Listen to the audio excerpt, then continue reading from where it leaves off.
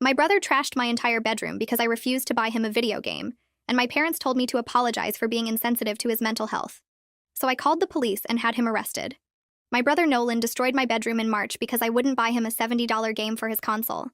He was 22 years old and unemployed, but still expected me to fund his gaming hobby since I had a job. He walked into my room while I was working and announced he needed the new racing game that just came out. I told him to buy it himself, and he said he didn't have money because job hunting was stressful, and games helped him relax. I said that wasn't my problem, and he should probably focus on finding work instead of playing games all day. He got angry and said I made good money as a nurse, so $70 was nothing to me. He said I was being selfish by not sharing with family when he'd do the same for me if situations were reversed. I reminded him that when I was unemployed 2 years ago, he wouldn't even lend me $20 for groceries. He said that was different because I found a job eventually while he was still struggling. He wasn't struggling. He just wasn't trying because our parents paid his bills, and he lived rent-free at home. I went back to work on my laptop and told Nolan to leave my room. He stood there for 5 minutes saying I'd regret being stingy and that he deserved the game for all the stress he was under. I put on headphones and ignored him until he finally left. An hour later, I heard crashing sounds from upstairs but assumed Nolan was just having another tantrum in his room. When I went up to my bedroom that evening, I found complete destruction. Nolan had torn apart everything he could reach. My mattress was flipped and cut open with scissors, stuffing everywhere. My laptop screen was shattered and the keyboard was ripped off. My work clothes were cut into pieces and thrown around. My nursing textbooks were ripped apart with pages scattered. My jewelry box was smashed and earnings scattered. My makeup was opened and smeared on the walls. My television was face down on the floor, screen cracked. He'd even broken my grandmother's antique mirror that hung above my dresser. Nolan was sitting on his bed playing an old game when I confronted him. He said maybe next time I'd remember that sharing is important. He said it was just stuff, and I could replace it with all the money I was hoarding. He actually smiled and said he felt better getting his frustration out and suggested I try it sometime instead of being so uptight about money. I called our parents who were at dinner and told them to come home immediately. When they arrived, my mother gasped at the destruction, but my father said boys will be boys, and Nolan was obviously stressed about his situation. My mother started cleaning up while making excuses that Nolan just didn't know how to express his emotions properly. They offered to pay for some of the damages but said I should have just bought the game to avoid this situation. They actually suggested I apologize for being insensitive to Nolan's mental health struggles. That's when I decided Nolan needed to face real consequences for once in his life. I started by calling the police to file a destruction of property report. The officer who came estimated over $5,000 in damages between my electronics, clothing, and furniture. Since Nolan was an adult who destroyed another adult's property, this was criminal vandalism. My parents begged me not to press charges, but I insisted on filing the report. Nolan was arrested that night and spent the weekend in jail because courts were closed until Monday. Next, I contacted my insurance company about the damages. They required a police report, which I had, and they said they'd cover everything but would go after Nolan for reimbursement. Since Nolan had no money or assets, they'd garnish any future wages he earned. This would follow him for years until the debt was paid. I also started packing everything valuable from my room into boxes and moved them to a storage unit. I installed a lock on my door that only I had the key to. I told my parents that until Nolan moved out, my room was off limits to everyone. They said I was overreacting, but I reminded them their son had caused thousands in damages over a video game. On Monday, Nolan had to appear before a judge who was not impressed by a grown man destroying property over being denied a toy. The judge ordered him to pay full restitution and sentenced him to 60 hours of community service. Nolan tried to explain that I could afford the damages, but the judge said that was irrelevant to the crime. The judge also ordered Nolan to attend anger management classes at his own expense. The story spread through our extended family when Nolan was late for our cousin's wedding. When he entered the hall, everyone was looking at him. My cousin walked up to me at the cocktail reception area, while everyone else grabbed drinks and appetizers from the buffet tables. He asked why Nolan showed up so late and looked like he wanted to be anywhere else. I took a breath and said Nolan had a court appearance this morning for destroying my property. The conversation around us stopped like someone hit a pause button. My uncle turned from the bar with his glass halfway to his mouth. My other cousin stopped mid-bite of a chicken skewer. Even the bartender looked over at me with wide eyes. My cousin asked what I meant by destroying my property, and I explained that Nolan trashed my entire bedroom over a video game and caused over $5,000 in damages. Someone's fork clattered onto their plate. My aunt set down her wine glass so hard I thought it might crack. Everyone just stared at me with their mouths open like I'd announced I was joining a cult or something. My aunt grabbed my elbow and pulled me toward the hallway near the bathrooms. She kept her voice low, but I could hear the anger in every word. She said I had no right to air family business at a wedding reception. She said I embarrassed Nolan on Maverick's special day and made everyone uncomfortable. I tried to explain that people asked me a direct question and I answered honestly, but she cut me off. She said there's a time and place for honesty, and this wasn't it. She said I should have kept this private and handled everything within the family, instead of getting police and courts involved like we were strangers. She said families work things out together without bringing in outsiders who don't understand the situation. I asked her how exactly the family planned to work out $5,000 in damages, and she just shook her head. She said I was being dramatic and vengeful instead of forgiving like family should be. She walked back to the reception before I could respond. Charlotte found me a few minutes later standing alone near the coat check. She looked around to make sure no one was listening and then thanked me for what I did. I must have looked confused because she explained that Nolan always creeped her out with his entitled attitude. She said at a family barbecue last summer, Nolan demanded she buy him dinner because she had money from her job. He actually got angry when she refused and spent the rest of the evening making comments about how selfish she was. She said she'd been dating Maverick for 3 years, and Nolan made every family gathering uncomfortable with his demands and tantrums. She said someone needed to finally hold him accountable, and she was glad I did it even though the rest of the family was mad. She squeezed my hand and went back to find Maverick. At least one person understood why I couldn't just let it go. The car ride home felt like being trapped in a freezer. My parents didn't say a single word for the entire 20-minute drive. Dad's hands gripped the steering wheel so tight his knuckles turned white. Mom stared out the passenger window with her arms crossed. I sat in the back seat watching streetlights pass by and knowing what was coming. We pulled into the driveway and I barely got through the front door before they both started in on me. Dad said everyone at that wedding thinks I'm cruel and heartless. Mom said I humiliated the entire family by announcing Nolan's legal troubles in front of everyone. They took turns talking at me for 2 solid hours. Dad said I could have just told people Nolan was running late or had an appointment. He said there was no reason to give details about court appearances and property destruction. Mom cried about how I ruined family relationships forever by being so harsh with my own brother. She said cousins and aunts and uncles would never look at me the same way again. She said I chose punishment over family unity, and now everyone would remember this wedding as the day I destroyed our family's reputation. I tried to explain that I didn't bring it up, that people asked me directly what happened, but they didn't want to hear it. Dad said I should have lied or changed the subject or done anything besides telling the truth. The argument went in circles until almost midnight when I finally went to my locked bedroom and left them still talking in the living room. Nolan started his anger management classes the following week. He complained about them constantly every single day. He told Mom the counselor was stupid and didn't understand his situation at all. He said the counselor kept saying he needed to take responsibility for his actions. Nolan thought this was completely unfair because I provoked him by being selfish with my money. He said the counselor didn't get that some people push you until you snap, and then act surprised when you react. Mom made sympathetic noises and offered to talk to the counselor about how stressful job hunting was for Nolan. I heard this conversation from the kitchen where I was making dinner after my shift at the hospital. Nolan said the other people in the class were actually violent and dangerous, while he just broke some stuff in a moment of frustration. He said it wasn't the same thing at all.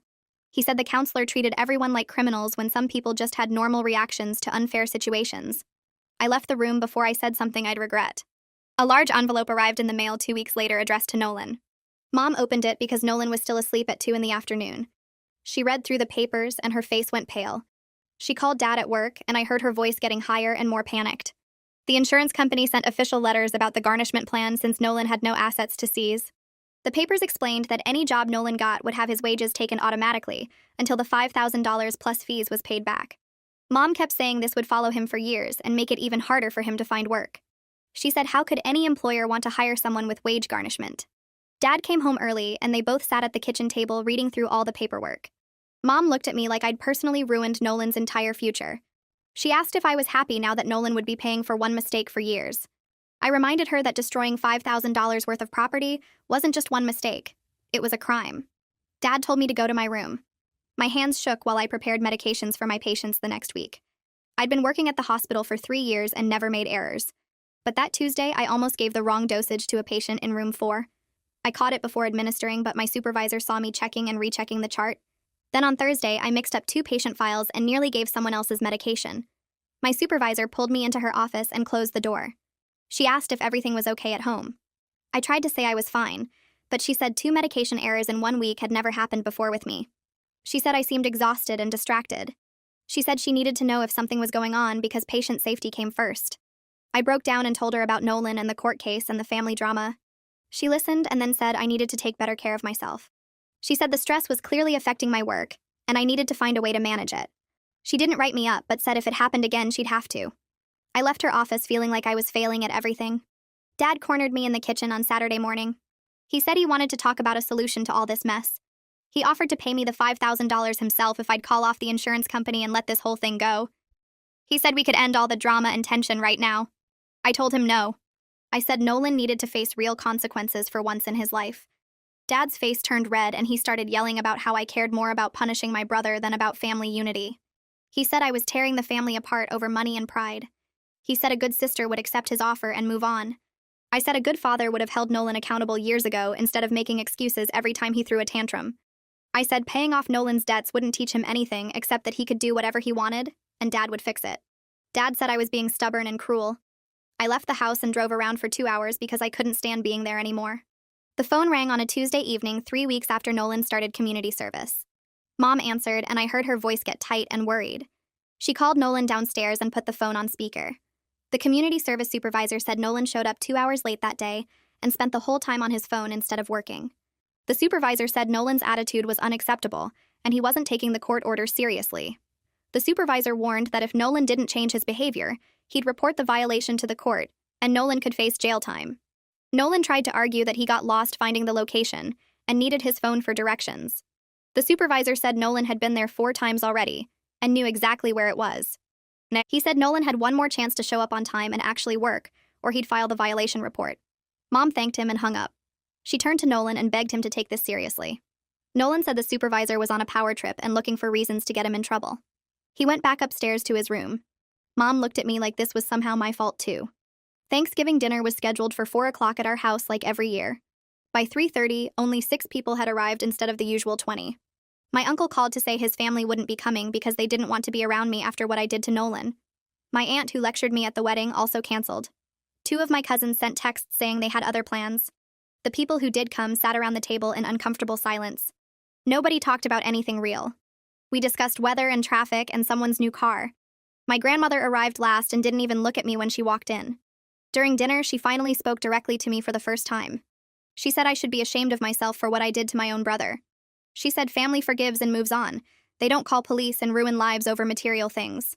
She said my grandfather would be disappointed in the person I'd become. I put down my fork because I couldn't eat anymore. The rest of the meal passed with people passing dishes and making small talk while avoiding eye contact with me. I helped clean up and then left early, spending the rest of Thanksgiving alone in my locked bedroom while my family gathered downstairs without me. I checked Nolan's laptop history one afternoon when he left it open in the living room. The browser showed his job search activity from the past 2 months. 3 applications total. 1 to a grocery store that required previous retail experience. 1 to a warehouse that needed forklift certification. 1 to a coffee shop that asked for weekend availability, which Nolan wrote in his application he couldn't do, because weekends were his gaming time. All 3 sent rejection emails within days. I took screenshots and saved them to my phone. That evening at dinner, Nolan complained to Mom about how impossible the job market was. He said he'd applied everywhere and nobody would hire him. Mom patted his hand and said the economy was terrible for young people. I pulled out my phone and showed them the screenshots. Nolan's face went red. He said those weren't the only jobs he'd looked at, just the ones he actually applied to. I asked how many others he'd considered. He said dozens, but they weren't good fits. I asked what made them not good fits. He listed off reasons like the commute was too far, or the hours were inconvenient, or the pay was too low for someone with his potential. Mom jumped in and said Nolan shouldn't have to settle for just any job. I reminded her that I'd worked at a nursing home changing bedpans for minimum wage when I was getting my nursing degree. Nolan said that was different because I was working toward something. I asked what he was working toward sitting in his room playing games all day. He got up from the table and went upstairs. Mom turned to me with tears in her eyes. She said Nolan told her this whole situation proved he'd never be able to pay me back anyway. So what was the point of all the legal trouble? She said I'd made my point and now I should just let it go. The next morning I was making coffee in the kitchen before my shift at the hospital. Mom came in wearing her bathrobe with her eyes puffy from crying. She closed the kitchen door even though Dad and Nolan were still asleep upstairs. She asked if we could talk. I poured my coffee and waited. She started by saying she understood I was hurt and angry about what Nolan did. She said she knew he'd crossed a line and needed consequences. But then she said the legal stuff was tearing our family apart. She said Nolan was getting more depressed every day knowing he had this huge debt hanging over him. She asked if I could call the insurance company and tell them to stop going after him. She said she and Dad would pay me back over time instead. I said no. She started crying harder. She said I was choosing money over family. I said I was choosing boundaries over enabling. She said Nolan was struggling with his mental health and this was making it worse. I asked when his mental health had ever stopped him from playing video games for 8 hours a day. She said I was being cruel. I said I was being consistent. She grabbed my arm and begged me to please just drop this whole thing. She said the family couldn't take much more of the tension and fighting. I pulled my arm away and told her I had to get to work. She followed me to the front door, asking me to at least think about it. I drove to the hospital with my hands shaking on the steering wheel. My supervisor at the hospital offered me information about the Employee Assistance Program during my annual review. She said they provided free counseling sessions for staff dealing with personal issues. She mentioned she'd noticed I seemed distracted lately and wanted to make sure I had support. I scheduled an appointment for the following week. The therapist's office was in a building 2 blocks from the hospital. She was younger than I expected, maybe in her 30s, with glasses and a calm voice. I told her the whole story about Nolan destroying my room and my parents wanting me to apologize and drop the charges. She listened without interrupting. When I finished, she asked how I felt about my decision to involve the police. I said I felt guilty, but also like it was the right thing to do. She said both feelings could be true at the same time. Over the next few sessions, she helped me see patterns in my family. She pointed out how my parents had always made excuses for Nolan's behavior. She asked about other times they'd prioritized his feelings over mine. I remembered when I was 16 and saved money from my part-time job to buy a used car. Nolan crashed it 2 weeks later because he took it without asking and was texting while driving. My parents said accidents happen, and I should be grateful he wasn't hurt. They never made him pay for the repairs. The therapist said my parents had trained me to accept being treated poorly by my brother. She said setting boundaries wasn't cruel.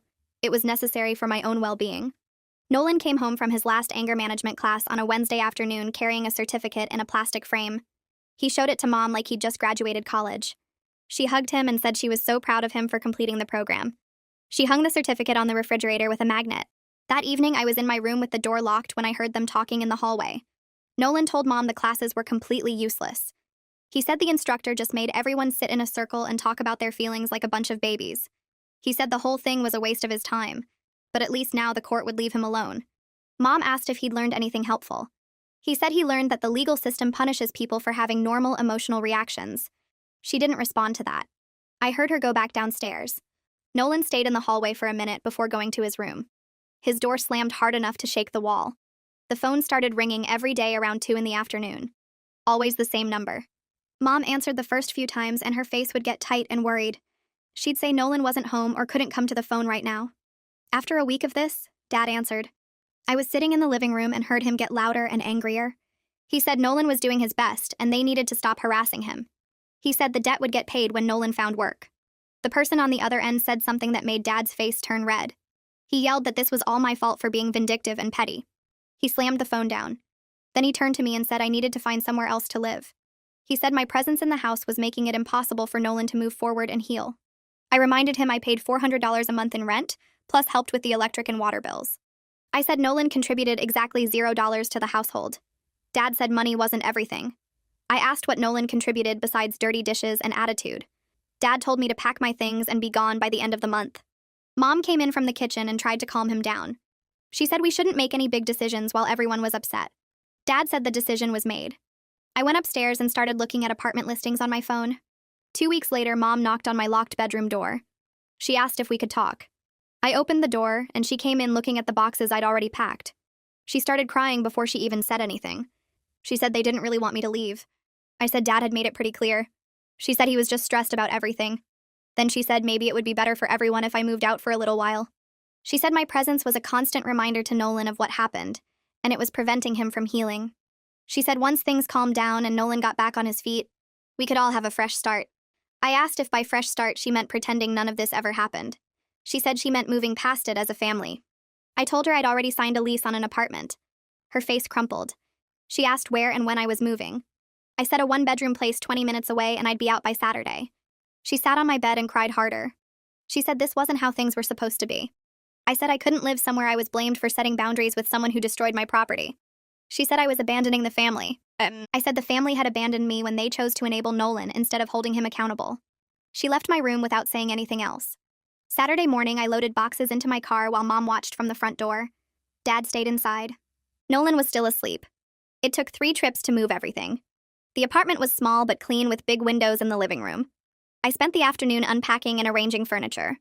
My phone rang twice, but I didn't answer. Mom left a voicemail saying she loved me and hoped I'd reconsider. Dad sent a text that just said we'd talk when I was ready to be reasonable. I ordered pizza for dinner and ate it sitting on my new couch in my own space. The silence felt strange but also peaceful. Nobody yelling, nobody making excuses, nobody breaking my things. I slept better that night than I had in months. My phone rang at 6 in the morning 2 weeks after I'd moved out. It was Nolan. He was screaming so loud I had to hold the phone away from my ear. He said I was stealing his money. He said he'd just gotten his first paycheck from the fast food place where Dad had forced him to get a job, and half of it was gone. He said the garnishment took almost $200 out of a $400 check. He said he couldn't live on $200 every 2 weeks. I asked if he'd considered that before he destroyed $5,000 worth of my property. He called me names I won't repeat. He said I was ruining his life over a stupid video game. I said he'd ruined his own life by being a violent, entitled brat. He said he'd find a way to get back at me. I hung up. He called back 6 more times, but I didn't answer. I blocked his number and went back to sleep. Dad called me 3 weeks before Christmas. He asked how I was doing in my new place. I said I was fine. He was quiet for a long moment. Then he said they missed me. He asked if I'd come for Christmas dinner. I asked if Nolan would be there. He said of course Nolan would be there. It was his home. I said I'd think about it. Dad said the house had been calmer since I left. He said that quietly, like he didn't want anyone else to hear. He said he didn't agree with everything I'd done, but he understood why I needed space. That was the closest he'd come to acknowledging any of this was justified. I told him I'd let him know about Christmas. I showed up at the house on Christmas afternoon with a box of cookies I'd baked. Mom answered the door and hugged me so tight I could barely breathe. Dad nodded at me from his chair. Nolan was on the couch playing a game on his phone. He glanced up when I walked in but didn't say anything. We all sat down to dinner and nobody mentioned the situation. We talked about the weather and Mom's garden and Dad's bowling league. Nolan said his fast food job was fine, but the manager was annoying. Nobody asked about the garnishment. After dinner, I helped Mom clean up while Dad and Nolan watched football. Mom asked if I was happy in my apartment. I said I was.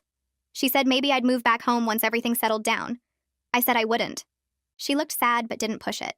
When I left that evening, I noticed Nolan's work uniform hanging on the back of a kitchen chair.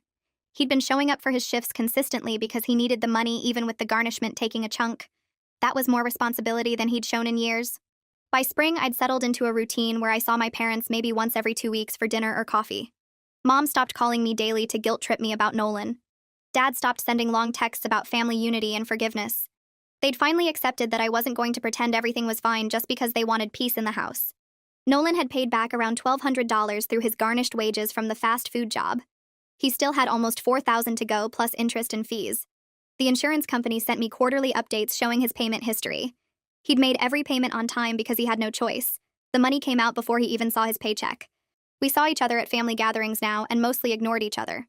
He didn't apologize, and I didn't expect him to. Mom told me once that he was doing better, going to work consistently and keeping his room cleaner. I didn't really care about his progress reports. My apartment felt like freedom every single day. I decorated it exactly how I wanted without worrying someone would destroy it out of spite. My work evaluations went back to excellent ratings. My supervisor commented that I seemed much more focused and energized. I slept through the night without waking up to check if anyone was breaking into my locked room. I didn't regret calling the police even though it cost me the close relationship I'd had with my parents. Nolan needed real consequences for once in his life, and I needed to learn that protecting myself mattered more than keeping everyone comfortable. Family relationships aren't perfect, and sometimes the healthiest thing you can do is create distance from people who refuse to respect your boundaries.